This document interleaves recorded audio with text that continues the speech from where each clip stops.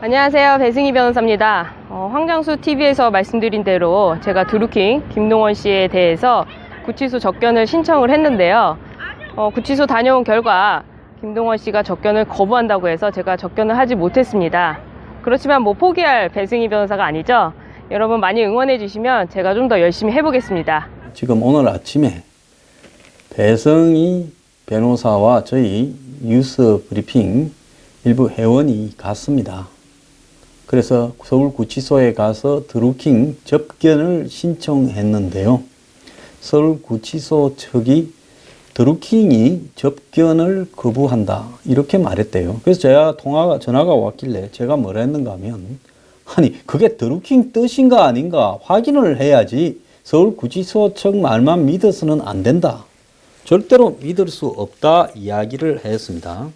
그래서 다시 드루킹 측에다가 지금 메일로 서울구치소 측에 서신을 보낸 모양인데요. 전달해달라 했는데 지금 그대로는 전달을 안 하겠죠. 그래서 전화로 강하게 구치소장과 여러 사람을 통화를 한 모양입니다. 그런데 드루킹이 이렇게 선임되어 있는 변호사가 있어서 굳이 변호사 부분을 갖다가 접수받을 그 이유가 없다 이렇게 말을 했는데요. 지금 드루킹 변호사들 다 사임하고 그래서 국선 변호사까지 무슨 지정을 했다는데, 그래서 그런 걸로 해서 제대로 드루킹에 대한 변호나 할 소리에 대한 입장이 알려질 수 있겠어요? 그런데 드루킹이 접견 거부를 한다는데 그것이 정말로 드루킹의 뜻인가 아닌가에 대해서 서울구치소 측은 드루킹이 정말로 언제 어떻게 뭘로 접견 거부를 했는지 입장을 확실히 밝혀야 될 거라고 저는 보고 있습니다.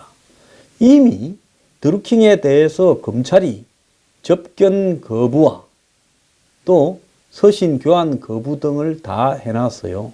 그래서 드루킹은 가족이 있어봤자 가족하고는 지금 원수 같으니 가족을 만날 수도 없고, 이 국선 변호인 외에는 이 변호인이 접촉을 할 수도 없어요. 그래서 드루킹에 대해서 무료 변론을 하고자 하는 배승희 변호사, 만약에 배승희 변호사가 드루킹 변론을 하게 된다면 거기에 들어가는 비용은 뉴스 브리핑에서 낼 생각도 있습니다. 중요한 것은 뭔가 하면요, 배승희 변호사가 드루킹에 대해서 만나서 아니면 간접적으로라도 드루킹의 배승희 변호사 선임을 거부하고 있다라는 것을 확실하게 한번 확인이 될 수 있는 의사 표현을 이렇게 들어야 되는데, 변호사 선임에 관한 부분조차도 접견 거부에 해당이 되는 것인지 서울구치소와 검찰 측은 분명히 입장을 밝혀야 돼요. 그러면 특정 개인에 대해서 완전히 변호사를 선임하기 위한 변호사를 만나는 것도 접견 거부를 시킨다면 기존에 변호사가 있다면서 접견 거부를 한다는 거예요. 드루킹이 써놓은 기존의 변호사가 있다. 그런데 드루킹이 써놓은 기존 변호사들이 다 그만둬 버렸는데 세상이 다 아는 일이고, 그래서 국선 변호인을 판사가 지정했다는데 새로운 변호인을 해주겠다라는 변호사가 찾아갔는데 드루킹의 뜻이라면서 접견 거부를 했는데, 이게 진짜 드루킹의 뜻인지 녹음이나 아니면 서한으로, 드루킹 자필 서한으로 검찰과 서울구치소는 공개를 하라는 겁니다. 장난을 이렇게 치면 안 되죠. 세상이 언젠데 지금의 대한민국의 인권 상황은 유신시대보다 더한 거 아닙니까? 유신욕 그렇게 해대던 사람들이요, 이런 독재가 어디 있어요. 기본 인권을 막고요.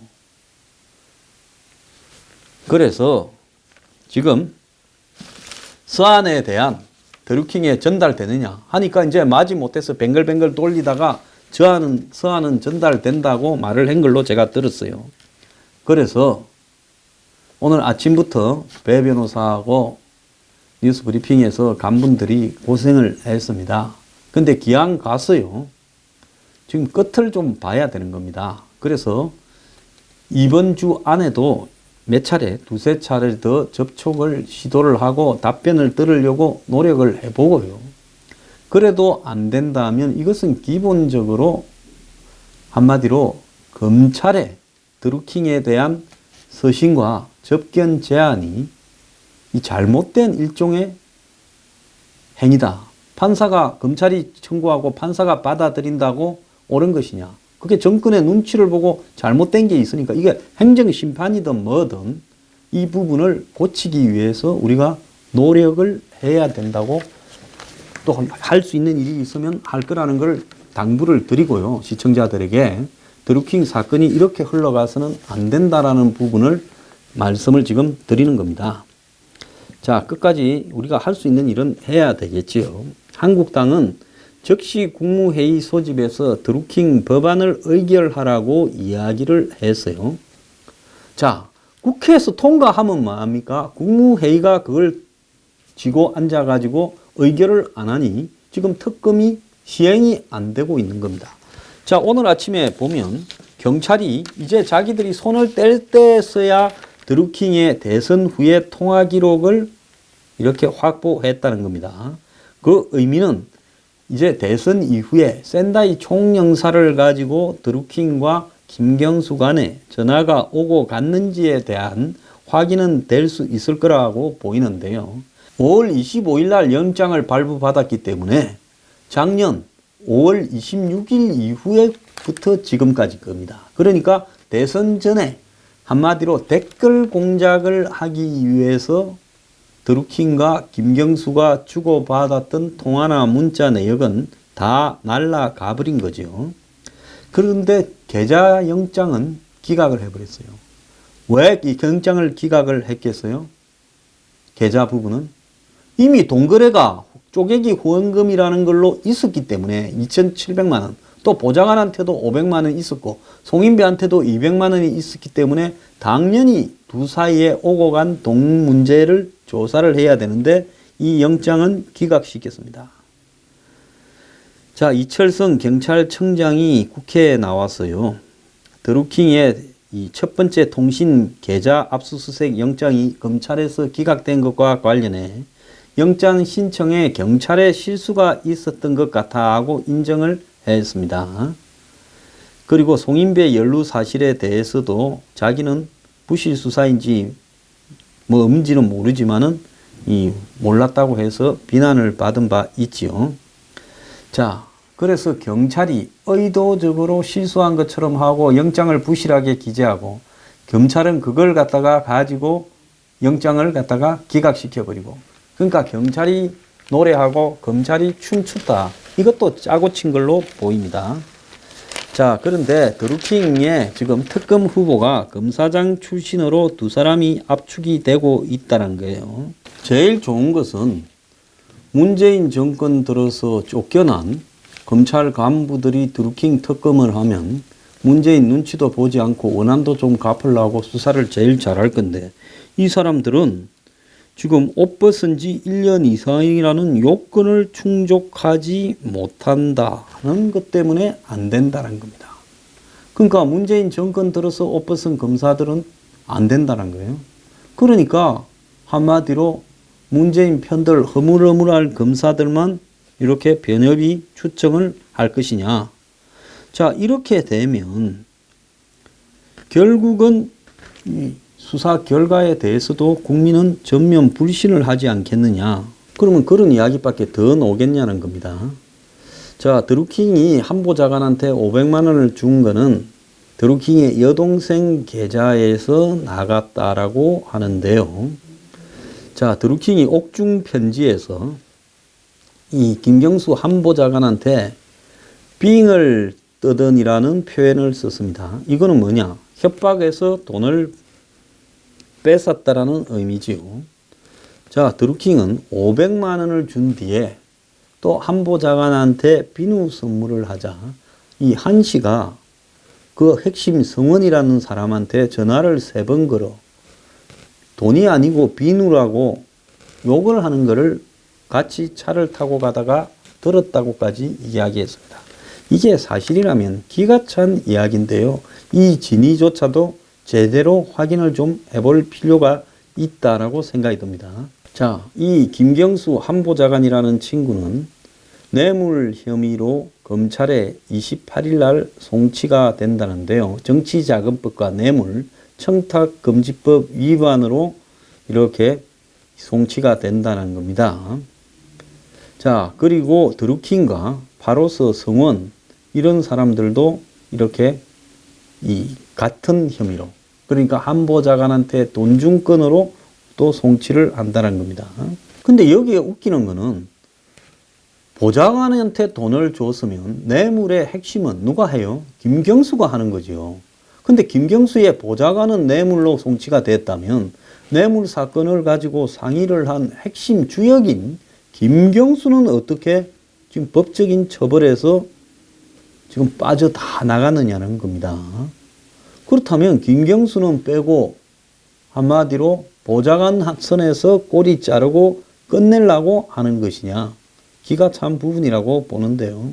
자, 천천히 움직이는 이 대한민국의 수사기관은 이재사 송인배를 소환을 검토할 거라고 이야기를 합니다.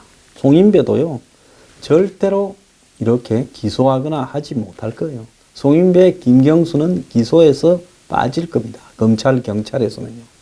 결국은 특검이 이걸 어떻게 하는가 하는 문제만 남아 있는데, 이들이 지방선거에 압승을 하고 또 미북 정상회담 이어서 무슨 종전 남북미 무슨 회담 이런 거 한다면요, 이걸 가지고 모든 걸 희석시켜서 넘어가 버리겠다고 하는 거죠.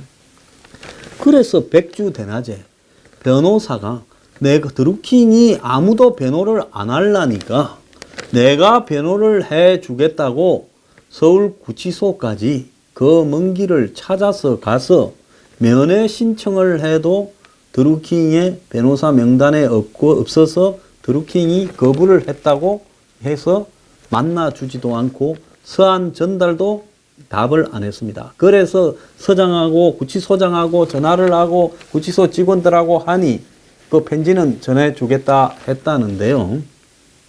지금 대한민국은 법이 없는 무법천지의 국가입니다. 법은요, 문재인 정권에 적폐청산할 때만 적용이 되고요, 문재인 정권에 대항하는 사람한테는 법이 없는 무법시대, 아웃로우. 옛날에 무법자를 아웃로우라고 했잖아요. 지금 한국이 서부 무법시대예요.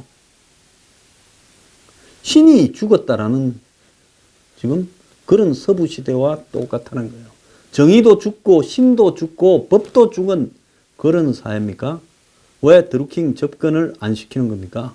접견하고요, 드루킹의 뜻을 확인하도록 직접 확인시켜 주세요. 직접 확인해서 안 하겠다 하면 더 이상 안 할게요. 서신도 처음에는 전달 못한다고 그러다가 수행 변호를 쓰고 했다니까 그제서 서신은 전달이 된다, 이렇게 말을 했다고 합니다. 그래서 제가 이 방송을 마치고 배 변호사를 지금 만나러 가서 또 들어보고 이야기를 할 건데요. 자, 이런 식으로 대한민국의 법과 원칙이 없이 무법이 판을 치고 전 국가의 권력기관, 행정기관들은 청와대만 쳐다보면서 겁을 먹고 있고 툭 하면 집어넣고, 그리고 완전히 그냥 개인의 인권은 밟아버리고, 드루킹이 저러다가 감옥 안에서요, 갑자기 심장마비로 죽었다고 발견되면 그때는 어떡할 겁니까? 그러지 말라는 법이 있어요? 누구 본 사람이 있어야 될 거 아니에요. 이러는 거 아니지요. 국민들은 이런 게 민주주의입니까? 니김이 이러려고 촛불 들었어요?